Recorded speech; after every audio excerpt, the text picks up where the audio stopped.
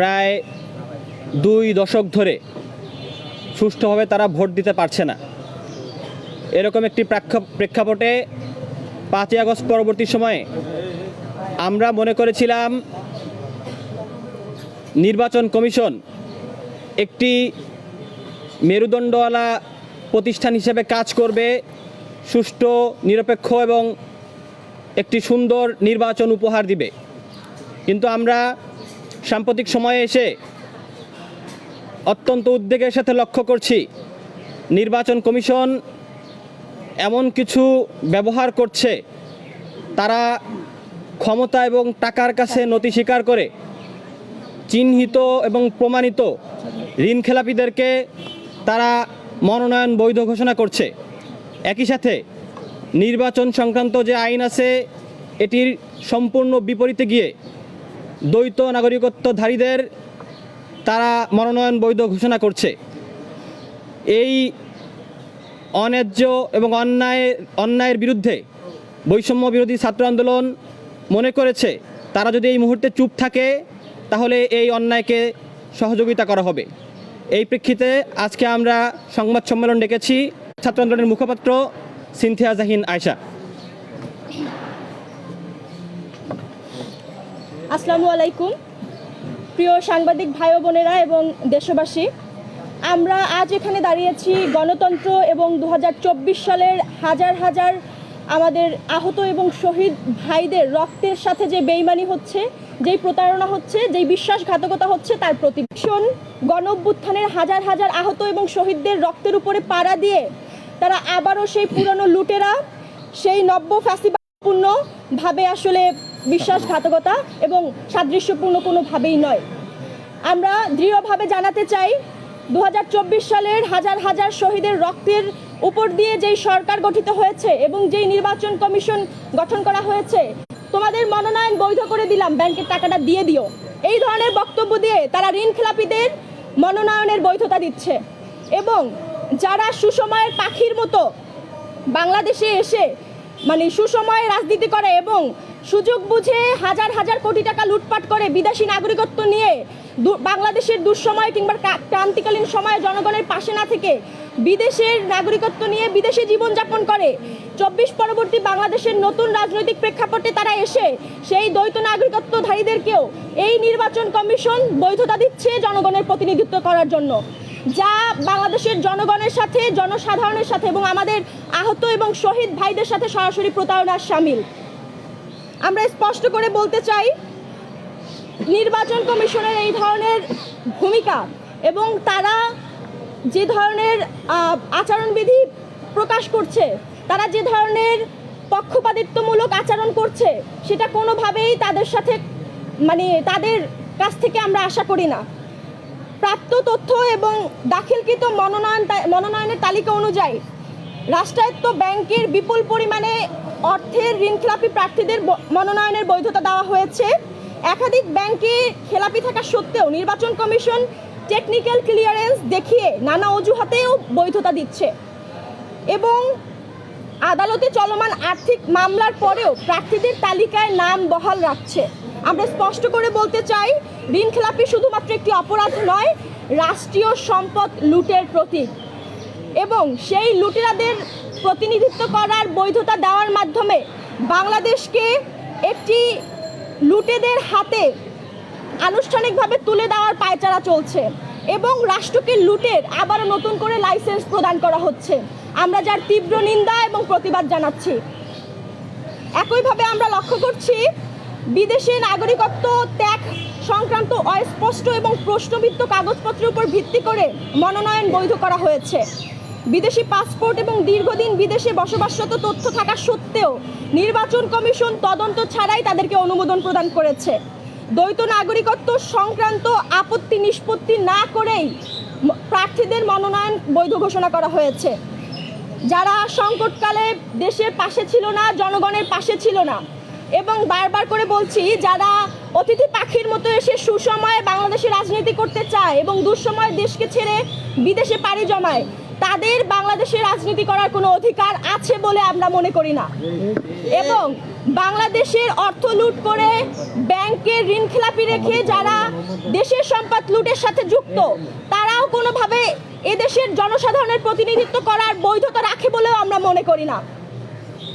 সেই জায়গা থেকে বলতে চাই, শহীদের রক্তের প্রতি দায়বদ্ধ থেকে এই নির্বাচন কমিশন যদি অতি সত্বর এই সকল দুর্নীতিবাজ এবং ঋণ খেলাপিদের মনোনয়ন বাতিল না করে এবং দ্বৈত নাগরিকত্বধারীদের মনোনয়ন বাতিল না করে, সেই ক্ষেত্রে বৈষম্য বিরোধী ছাত্র আন্দোলন কঠিন থেকে কঠিনতর কর্মসূচি সারা বাংলাদেশব্যাপী ঘোষণা করবে এবং তাদের জন্য এটা এক প্রকার আমরা আলটিমেটাম দিতে চাই যে অতি দ্রুত তারা যাতে জনগণ এবং সাধারণ শিক্ষার্থী থেকে শুরু করে মানুষের পালস বুঝে, যদি তারা সেই মানুষের পালস এবং জনগণের মতামতকে প্রাধান্য না দিয়ে জনগণের পালসের বিরুদ্ধে গিয়ে তারা এই সিদ্ধান্তে অটল থাকে, তাহলে তাদের পরিণতি খুব করুণ হবে, যেটা হাসিনার ক্ষেত্রে হয়েছিল। আমরা স্পষ্ট ভাষায় বলতে চাই, কোনোভাবেই এই দ্বৈত নাগরিকত্বধারী এবং লুটেরা ঋণ খেলাপিদের মনোনয়ন প্রত্যাহার না করলে এই নির্বাচন কমিশনকে বৈষম্য বিরোধী ছাত্র আন্দোলন ছেড়ে কথা বলবে না। আমরা তাদের বিরুদ্ধে কঠিন থেকে কঠিনতর কর্মসূচি ঘোষণা করতে বাধ্য হব এবং এর প্রেক্ষিতে বাংলাদেশে যে কোনো ধরনের ঘটনা ঘটতে পারে আমরা তাদেরকে আগেই হুঁশিয়ারি করে দিতে চাই। আমরা জানাতে চাই, আমরা কোনোভাবেই আমাদের শহীদ এবং আহত ভাইদের রক্তের সাথে বেইমানি হতে দিব না। যারা 24 পরবর্তী সময়ে একটা পরিবর্তনের বার্তা নিয়ে এই আসনগুলোতে আসিত হয়েছিল, বসেছিল, তারা যদি পরিবর্তনের চিন্তা বাদ দিয়ে আবারও সেই ক্ষমতাসীনদের সেফ করার জন্য, ক্ষমতাসীনদের বিশেষ সুবিধা দেওয়ার জন্য আইনের ফাঁকফোকর দিয়ে তাদেরকে বৈধতা দেয়, সেটা কোনোভাবেই বাংলাদেশের সাধারণ জনগণ মেনে নেবে না। আমরা আবারও বলতে চাই, অতি সত্বর তাদের ঋণ খেলাপি এবং দ্বৈত নাগরিকত্বধারীদের মনোনয়ন বাতিল না করলে এর পরিণতি খুব ভয়ঙ্কর হবে। ধন্যবাদ সকলকে। জি, আমরা সাংবাদিক ভাই এবং বোনেরা, বৈষম্য বিরোধী ছাত্র আন্দোলন মনে করে এই যে দ্বৈত নাগরিকত্বধারী এবং যারা ঋণখেলাপি আছে প্রমাণিতভাবে, এদের যে মনোনয়ন বৈধ করা হয়েছে, এটি শুধুমাত্র নির্বাচনী আইনের লঙ্ঘন নয়, বরং জুলাই গণঅভ্যুত্থানের মধ্য দিয়ে যে ইনসাফ ভিত্তিক একটি জবাবদিহিতামূলক রাষ্ট্রর প্রত্যাশা করেছিলাম আমরা, এটির সাথে সরাসরি একটি সাংঘর্ষিক বিষয়। আমরা মনে করি একই ব্যক্তি একই সাথে দুইটি রাষ্ট্রের নাগরিকত্ব নিয়ে জনগণের পূর্ণ প্রতিনিধিত্ব করতে পারে না। ঠিক একইভাবে যারা রাষ্ট্রের এবং জনগণের সম্পদ আত্মসাৎ করে ঋণখেলাপিতে পরিণত হয়েছে, তারা জনগণের আইন তৈরি করার কোনো নৈতিক অধিকার রাখে না। আমরা দীর্ঘ স্বৈরতান্ত্রিক শাসনের অবসান ঘটানোর পরে প্রত্যাশা করেছিলাম নির্বাচন কমিশন কঠোর আইনের প্রয়োগ এবং নৈতিক মানদণ্ডে অটল থেকে একটি সুষ্ঠু এবং নিরপেক্ষ নির্বাচন তারা উপহার দিবে। কিন্তু আমরা দেখলাম এই অথর্ব নির্বাচন কমিশন আইনের ফাঁকফোকর দেখিয়ে, তারা আপিলের অপব্যবহার করে, তারা চিহ্নিত লুটেরা এই দ্বৈত নাগরিকত্বধারী এবং ঋণখেলাপিদের তারা নির্বাচনে প্রতিদ্বন্দ্বিতা করার ব্যবস্থা করে দিচ্ছে। আমরা এই ঘটনার তীব্র নিন্দা এবং প্রতিবাদ জানাচ্ছি। নির্বাচন কমিশনের এই ধরনের কর্মকাণ্ডে স্পষ্টভাবে প্রতীয়মান হচ্ছে যে আইন সবার জন্য সমান নয়। আমরা এই ধরনের ঘটনাকে কোনোভাবেই বরদাস্ত করব না। আমরা মনে করি এটি কেবলমাত্র একটি কতিপয় ব্যক্তির সংকট নয়, এটি পরিপূর্ণভাবে একটি রাষ্ট্রীয় ন্যায় বিচারের সংকট হিসেবে আমাদের সামনে প্রতীয়মান হয়েছে।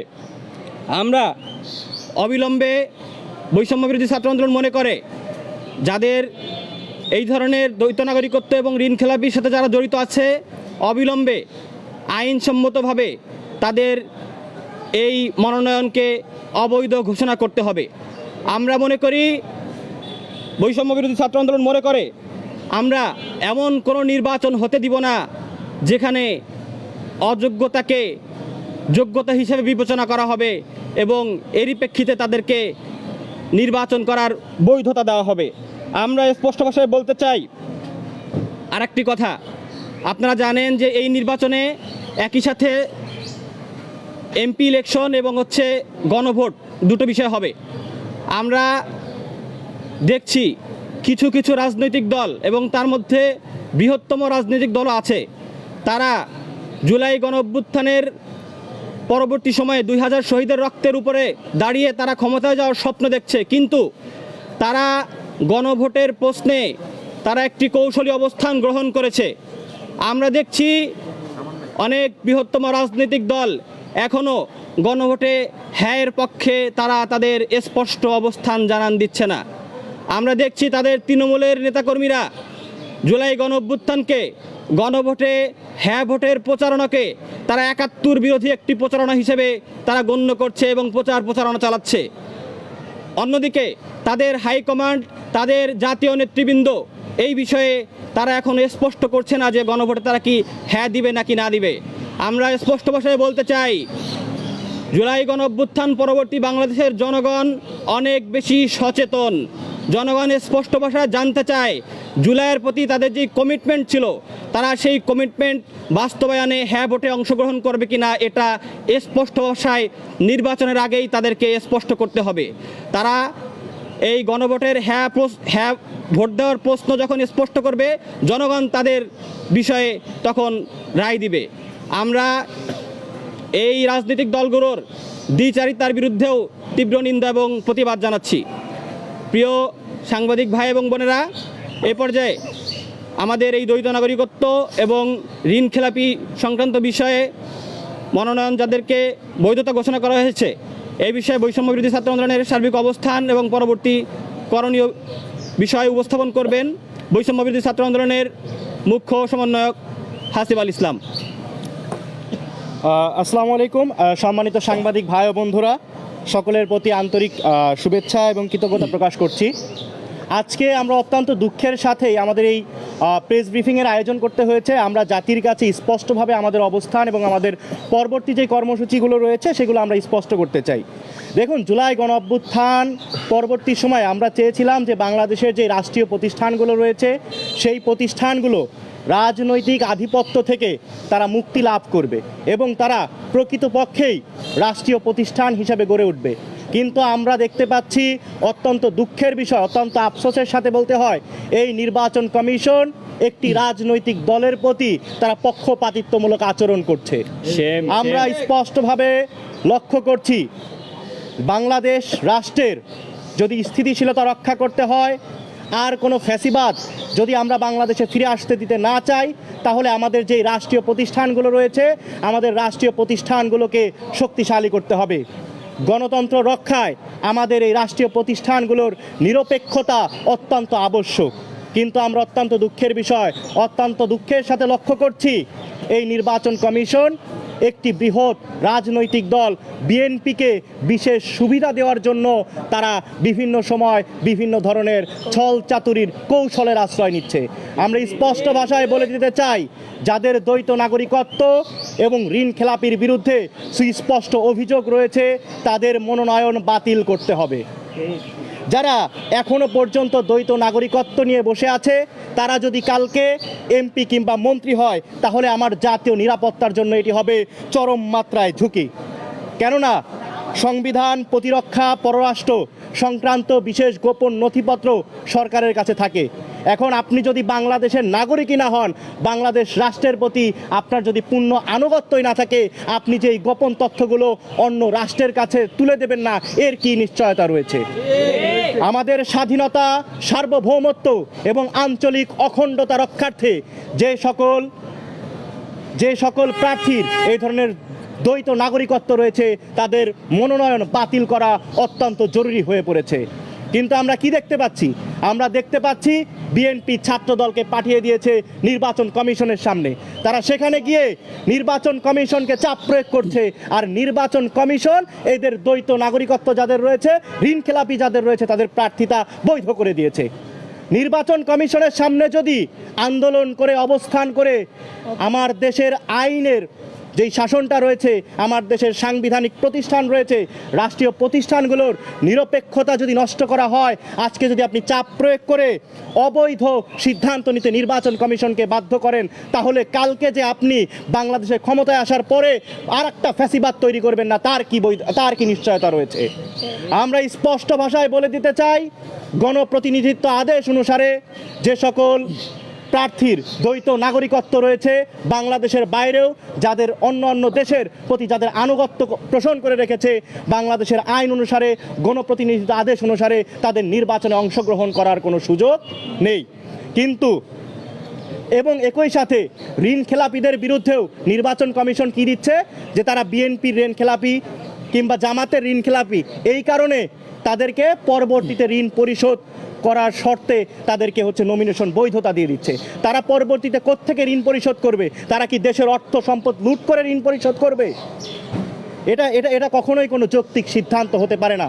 আমরা স্পষ্ট ভাষায় বলে দিতে চাই, যাদের দ্বৈত নাগরিকত্ব রয়েছে তারা বাংলাদেশের স্বাধীনতা এবং 24-এর গণ অভ্যুত্থানের যেই চেতনা রয়েছে, তারা এই বাংলাদেশ পন্থার চেতনাকে তারা ধারণ করে না। তারা কেন দ্বৈত নাগরিকত্ব এখনো পর্যন্ত টিকিয়ে রেখেছে? অনেক সময় অনেক যুক্তিতর্ক উপস্থাপন করা হয়, তাদের উপরে নাকি জুলুম হয়েছে, নির্যাতন হয়েছে, তারা নাকি এই জন্য তাদের নাকি দ্বৈত নাগরিকত্ব গ্রহণ করা হয়েছে। আমরা মানলাম যে আপনাদের উপর জুলুম নির্যাতন করা হয়েছে, কিন্তু আপনার যেই তৃণমূলের নেতাকর্মীরা রয়েছে তাদের তো অন্য কোনো দেশে যাওয়ার সুযোগ ছিল না। তাদেরকে আপনি বিপদের মুখে রেখে আপনার তো কোনো দায়বদ্ধতা আপনার নেতাকর্মীর প্রতি নেই, দেশের প্রতি নেই, এই কারণেই তো আপনি দ্বৈত নাগরিকত্ব গ্রহণ করেছিলেন। তারপরেও মানছি যে আপনাদের তখন পরিস্থিতির কারণে দ্বৈত নাগরিকত্ব গ্রহণ করতে হয়েছিল, কিন্তু অভ্যুত্থানের পরে আজ 1.5 বছর হয়ে গেছে। এই 1.5 বছর হয়ে যাবার পরেও আপনারা কেন এখন পর্যন্ত আপনাদের ওই বাইরের দেশের নাগরিকত্ব প্রত্যাহার করলেন না? আপনাদের কোথায় বাধা ছিল, কিসের বাধা ছিল, সেটি আমরা কিন্তু জানতে চাই। আমরা স্পষ্ট ভাষায় বলে দিতে চাই, আপনারা মূলত বাংলাদেশে আসলে বাংলাদেশের জনগণের সেবা করতে আসেননি।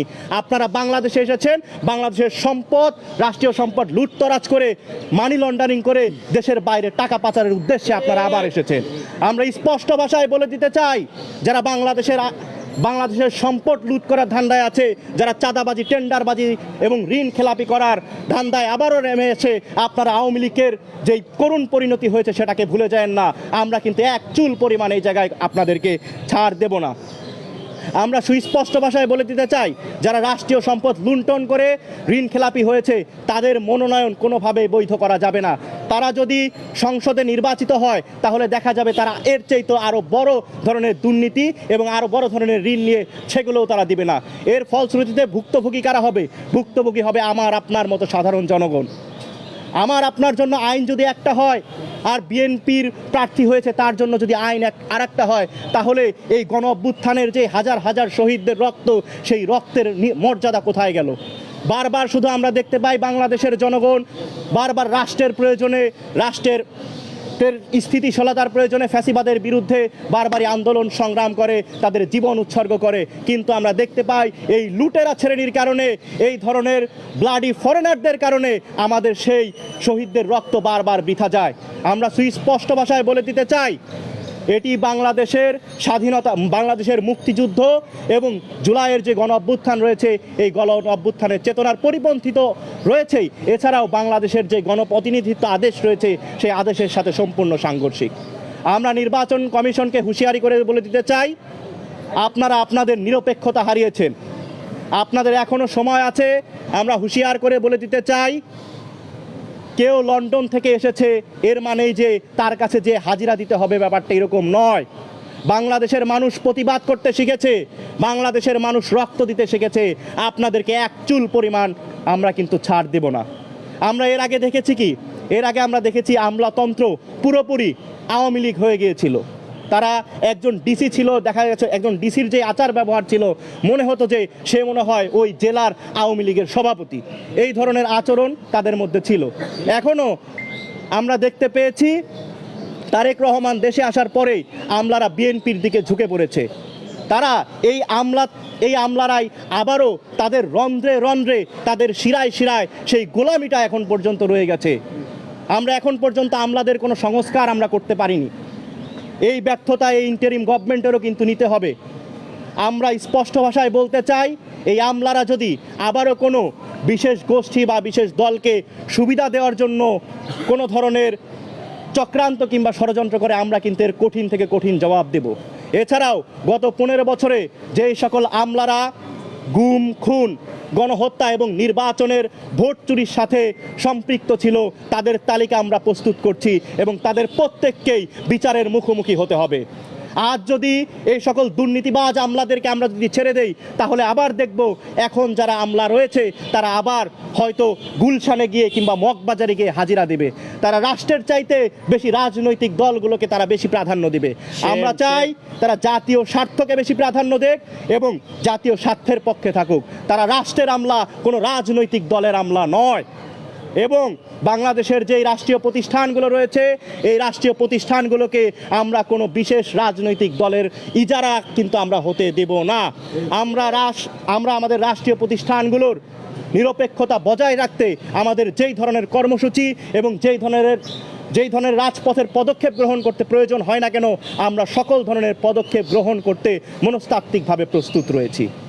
আমরা স্পষ্ট ভাষায় বলে দিতে চাই, গণপ্রতিনিধিত্ব আদেশ অনুসারে যে সকল প্রার্থীদের দ্বৈত নাগরিকত্ব রয়েছে, আপনারা যাদের প্রার্থিতা বৈধতা দিয়েছেন, এখনও সময় আছে এই ঋণ খেলাপি আর দ্বৈত নাগরিকদের প্রার্থিতা বাতিল করে আপনারা আপনাদের যে নিরপেক্ষতা হারিয়েছেন, সেই নিরপেক্ষতা যাতে যথাযথভাবে ফিরিয়ে নিয়ে আসেন, সেই আশাবাদ আমরা আপনাদের কাছে রাখব। এছাড়াও এরপরেও যদি আমরা দেখতে পাই যে আগামী 24 ঘন্টার মধ্যে আপনারা যদি আপনাদের সিদ্ধান্ত থেকে সরে না আসেন এবং জনতার সিদ্ধান্ত এবং সকলের জন্য আইনের সমতা এবং গণপ্রতিনিধিত্ব যে আদেশ রয়েছে, যে আইন রয়েছে, সেই আইনের প্রতি আপনারা যদি শ্রদ্ধাশীল না হন, আপনারা কোনো রাজনৈতিক দলের প্রতি যদি ঝুঁকে পড়েন, আমরা বাংলাদেশের সমস্ত জনগণকে সাথে নিয়ে আমরা কিন্তু কঠোর থেকে কঠোর পদক্ষেপ গ্রহণ করব। আমরা 24 ঘন্টার আলটিমেটাম দিচ্ছি আপনাদেরকে। 24 ঘন্টার মধ্যে আপনারা যেই সিদ্ধান্ত নিয়েছেন, এই সিদ্ধান্ত প্রত্যাহার করে আপনারা আপনাদের নিরপেক্ষতার প্রমাণ দিবেন, নয়তো আমরা আমাদের যে পরবর্তী কর্মসূচি রয়েছে সেটি কিন্তু আমরা ঘোষণা করতে বাধ্য হব। আমরা এখনও বলছি, বাংলাদেশের স্থিতিশীলতার জন্য বাংলাদেশের জাতীয় নির্বাচন এবং গণতান্ত্রিক উত্তরায়ণটা অত্যন্ত জরুরি। যারা এই ধরনের কাজ করে বাংলাদেশ রাষ্ট্রকে অস্থিতিশীল করতে হয়, নির্বাচন বানচাল করতে চায়, তাদের বিরুদ্ধে আমাদের সংগ্রাম জারি থাকবে। আমরা চাই যথাসময়ে নির্বাচন হবে এবং গণতান্ত্রিক বাংলাদেশের উত্তরায়ণ হবে। যারা এর বাধা সৃষ্টি করতে চাইবে, আমরা রাজপথে এবং আইনিভাবে তাদের সাথে মোকাবেলা করতে প্রস্তুত রয়েছি। ধন্যবাদ সবাইকে। ভাই, বৈষম্য বিরোধী আন্দোলন জুলাই আন্দোলনের মাধ্যমে তৈরি হয়েছিল এবং এটা কোনো নির্দিষ্ট রাজনৈতিক দলের না। আপনারা পুরো আন্দোলনে পুরো সংবাদ সম্মেলনে অভিযোগ জানালেন বিএনপির প্রতি, কিন্তু জামায়াত, এনসিপি এবং কিছু স্বতন্ত্র প্রার্থীরা হচ্ছে বৈধ মনোনয়ন নিয়ে আছে। আপনারা জামাত, এনসিপি এবং স্বতন্ত্র নামটা একবার নাম বললেন, নিরপেক্ষতা হারিয়েছে বললেন। আপনাদের এই মুহূর্তে বৈষম্য বিরোধী প্ল্যাটফর্মের নিরপেক্ষতাটা কোন জায়গায় রয়েছে? দেখুন, আমরা শুধু বিএনপির প্রার্থীতার কথা বলিনি, জামাতেরও একজন প্রার্থী রয়েছে, তারও দ্বৈত নাগরিকত্ব রয়েছে, আমরা তার ব্যাপারেও বলেছি। এবং আমরা আশঙ্কা করছি যে নির্বাচন যে কমিশন রয়েছে, নির্বাচন কমিশন বড় রাজনৈতিক যেই দুটো দল রয়েছে, বিএনপি এবং জামাত, তাদের প্রতি তারা ঝুঁকে পড়েছে। আমরা চাই যেই নির্বাচন কমিশন রয়েছে এবং বাংলাদেশের রাষ্ট্রীয় প্রতিষ্ঠানগুলো কোনো রাজনৈতিক দলের হয়ে তারা কাজ করবে না, তারা দেশের হয়ে কাজ করবে, রাষ্ট্রের হয়ে কাজ করবে। রাষ্ট্রের জন্য যেটা কল্যাণকর তারা সেই কাজটাই করবে, কোনো রাজনৈতিক দলকে সুবিধা দেওয়ার জন্য কাজ করবে না। জি জনাব বইনুল ইসলাম, আমার প্রশ্ন আপনার কাছে। আমি জারিফ হাসান, আমি দুবিন নিউজে কাজ করছি। আপনি বলেছেন যে গণভোটের পক্ষে কিছু রাজনৈতিক দল এখনো তাদের মত প্রকাশ করতেছে না কিংবা সবার সামনে মতটা সামনে আনতেছে না। এক্ষেত্রে আমার প্রশ্নটা হলো, গণভোটের পক্ষে হ্যাঁ কিংবা না ভোট যেটি রয়েছে, সেটি নির্বাচনের আগেই কি রাজনৈতিক দলগুলোর ক্লিয়ার করা জরুরি কিনা? জি দেখেন, এটা আমরা মনে করি জুলাই গণঅভ্যুত্থানের পরে এখন যারা রাজনীতি করছে বা নির্বাচনে যারা অংশগ্রহণ করছে, তারা কিন্তু জুলাই গণঅভ্যুত্থানের পক্ষের শক্তি এবং এই 2000 শহীদ এবং হাজার হাজার আহতদের প্রতি তাদের এক ধরনের দায়বদ্ধতা আছে। এই যে গণভোটে যদি জয়যুক্ত হয়, তাহলে কিন্তু জুলাই সনদ বা যে জুলাই ঘোষণাপত্র আছে বা জুলাইয়ের যেই মূল স্পিরিট, এটি বাস্তবায়ন হবে। তো আমরা মনে করি যারা এখন জুলাই গণঅভ্যুত্থানের শহীদ এবং আহতদের রক্তের উপরে দাঁড়িয়ে যারা নির্বাচন করার সুযোগ পেয়েছে, যারা স্বৈরাচারের পরে একটা সুষ্ঠু স্বাভাবিক পরিস্থিতিতে যারা রাজনীতি করছে, তাদেরকে অবশ্যই এই গণভোটের প্রশ্নে তাদেরকে স্পষ্ট বার্তা দিতে হবে যে তারা কোন পক্ষে আছে, তারা কি জুলাইয়ের পক্ষে আছে নাকি জুলাইয়ের বিপক্ষে তারা অবস্থান নিয়েছে, তারা সংস্কারের পক্ষে আছেন, তারা ইনসাফের পক্ষে আছে নাকি ইনসাফের বিপরীত আছে, এটি তাদেরকে জনগণের কাছে স্পষ্ট করতে হবে। আমরা বৈষম্য বিরোধী ছাত্র আন্দোলন এটা মনে করি। ধন্যবাদ। একটা প্রশ্ন, জি জি। কি মনে করেন যে নির্বাচনটা যে দ্বৈত নাগরিকত্বের যে প্রবলেমগুলো দেখা দিচ্ছে বা আরো মনোনয়ন কেন্দ্রিক অনেকগুলো সমস্যা আমরা গত কয়েকদিন যাবত দেখছি, এটা কি নির্বাচন কিছুদিন পেছালে কি এই সমস্যাগুলো সমাধান হওয়ার সুযোগ আছে কিনা? আরেকটা বিষয়, আমি গত কয়েকদিন থেকে ঢাকা শহরের প্রায় 100 জন মানুষের নিম্নবিত্ত শ্রেণীর মানুষের ইন্টারভিউ নিয়েছি, যারা কেউ একজন ব্যক্তিও বলতে পারেনি আসলে গণভোটটা কি নিয়ে বা সে হানা ভোটটা কিসের উপর দিবে সেটা জানে না। এই কেন্দ্রিক আপনারা কি আসলে রাজনৈতিক দল প্রতারণা করতেছে সাধারণ মানুষের ক্ষেত্রে যে কোনো ধরনের প্রচার বা সরকার কি আসলে ব্যর্থ কিনা যে সাধারণ মানুষের কাছে এই জিনিসটা পৌঁছাতে পারেনি, মানুষ জানে না, নাকি এটা শুধুমাত্র টেবিল বৈঠকেই এই রাজনৈতিক দল প্রতারণা করতেছে? দেখুন, আপনার যে প্রথম প্রশ্নটি ছিল সেটির উত্তর একদম সুস্পষ্টভাবে আমরা বলতে চাই। জাতীয় নির্বাচন যথাসময় হতে হবে। যাদের দ্বৈত নাগরিকত্ব রয়েছে এটা তাদের সমস্যা, এটা তাদের ব্যক্তিগত সমস্যা, তারা এই রাষ্ট্রের প্রতি পূর্ণ আনুগত্য নয়, সেটা তাদের কর্মকাণ্ডে খুবই সুস্পষ্ট। তাদের নির্বাচনে অংশগ্রহণ করা বা না করা নিয়ে বাংলাদেশ রাষ্ট্রের কিছু আসে যায় না, বরঞ্চ তাদেরকে যদি সুযোগ দেওয়া হয় এবং তারা যদি নির্বাচিত হয় তাহলে আমাদের জাতীয় নিরাপত্তার জন্য এটি ঝুঁকি তৈরি করবে। সুতরাং আমরা যেটি মনে করছি যে তাদেরকে নির্বাচনে অংশগ্রহণ করাতেই হবে এরকম কোনো বাধ্যবাধকতা বাংলাদেশের নির্বাচন কমিশনের নেই। সুতরাং নির্বাচন যথাসময়ে অনুষ্ঠিত হতে হবে, তারা যাদের নৈতিক নাগরিকত্ব রয়েছে তাদের প্রার্থিতা বাতিল করতে হবে। আরেকটি বিষয় সেটি হচ্ছে যে গণভোটের ব্যাপারে আপনি যেটা বলেছেন, সরকারের এক্ষেত্রে ব্যর্থতা অনেকটাই রয়েছে। আমরা আমাদের জায়গা থেকে, আমাদের সাংগঠনিক বিস্তার থেকে আমরা চেষ্টা করছি যাতে করে বাংলাদেশের প্রতিটি ঘরে প্রতিটি মানুষ যাতে বুঝতে পারে যে গণভোটে যাতে হ্যাঁ দিলে আমরা যে একটি নতুন বাংলাদেশের স্বপ্ন দেখছি, একটি সংস্কারের বাংলাদেশ দেখতে চাই এবং যেই বাংলাদেশটি ফ্যাসিবাদ মুক্ত হবে এবং যেই বাংলাদেশে আর কোনো ফ্যাসিবাদ ফিরে আসবে না, এমন একটি বাংলাদেশের স্বপ্ন দেখছি। সেই বিষয়টি নিয়ে আমরা জনগণের মাঝে সচেতনতা কার্যক্রম ইতিমধ্যেই শুরু করেছি। এরপরেও আমরা আমাদের পরবর্তী কর্মসূচি আমরা ঘোষণা করব।